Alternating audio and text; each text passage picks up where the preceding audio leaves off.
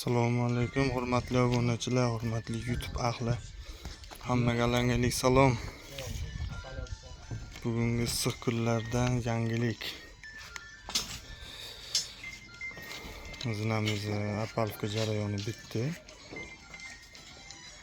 Karkas tashlashdan oldingi videolar ko'rib baho berasizlar.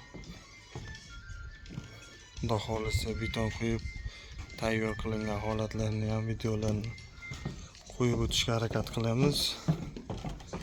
Bungacha bunga baho berib o'tasizlar degan umiddamiz. Zinamizni qisqacha razmerlari bilan tanishtirib o'tamiz. Hop, joyimizni общий balandligi 3,5 metr, 16 santimetrdan 20 stupenka tushgan.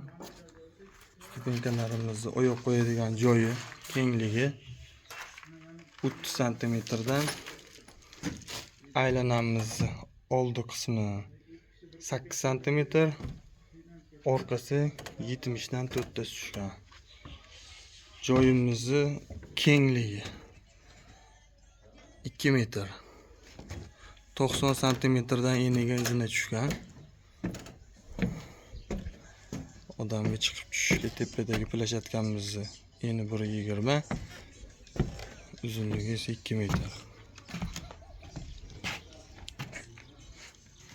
O'z fikr mulohazalaringizni kommentariyada qoldirasizlar va like ayamasiz degan umiddamiz obunachilar.